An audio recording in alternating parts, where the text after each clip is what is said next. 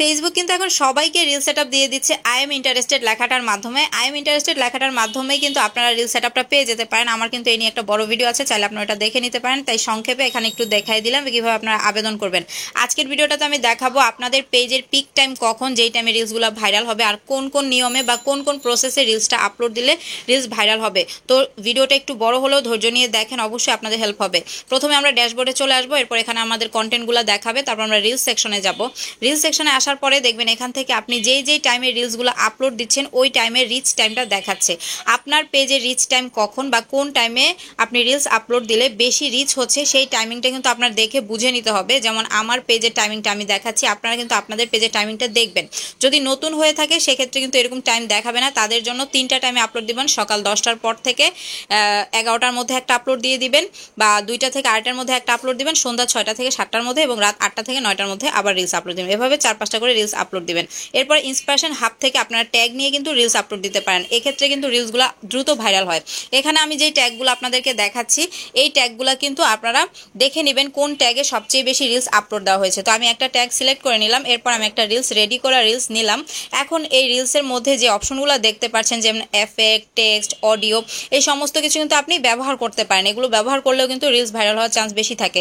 এফেক্টের অপশনে ক্লিক করে আমরা একটা এফেক্ট দিয়ে নিব, যাতে করে আমাদের যে রিলসটা এটার কালার গ্রেডিয়েশনটা একটু ভালো হয়। এরপর এখান থেকে আমরা কিন্তু গান ইউজ করতে পারবো, তবে যাদের মনিটাইজ পেজ তারাই মূলত গানটা ইউজ করবেন। যাদের এখনো মনিটাইজ হয় নাই বা সেটআপ আসে নাই তারা গানটা না ইউজ করাই ভালো। গান ইউজ করলে কিন্তু আপনাদের সেটআপটা দিবে না।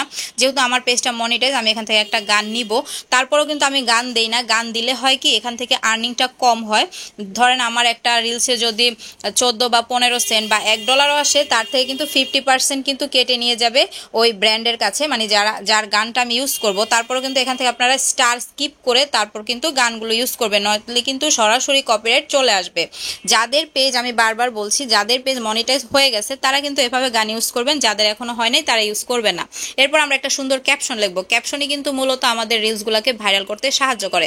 খুব সুন্দর সুন্দর ফানি অথবা জীবনমুখী কিছু ক্যাপশন আছে যেগুলো আপনারা দিয়ে কিন্তু ভিডিওর উপরে দিতে পারেন, এতে করে কিন্তু অডিয়েন্স আকৃষ্ট হয় ভালোভাবে। তো যাই হোক, আমি একটা ক্যাপশন অ্যাড করলাম। এখন আমার ওই যে ট্যাগটা আমি নিয়েছিলাম ইন্সপিরেশন হাব থেকে, ওটা দিলাম। এরপরে ক্যাপশনটা কপি করে এখানে দিলাম, ডেসক্রিপশন বক্সে দিব।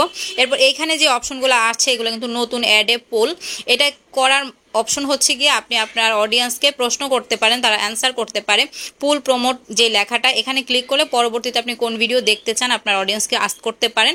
এরপর আমি 2টা অপশন আছে, আমি টেক ভিডিও বা ব্লগ, এই 2টার মধ্যে তারা যেটা সিলেক্ট করতে পারবে। তারপর আমি 2টা সিলেক্ট করলাম, এরপর সেভ দিলাম। এরপর এখান থেকে কিন্তু আমরা ট্যাগ করতে পারি কিছু পিপলকে, বা যারা কন্টিনিউয়াসলি আমাদের পেজে কমেন্ট করে তাদেরকে আমরা ট্যাগ করে দিলাম।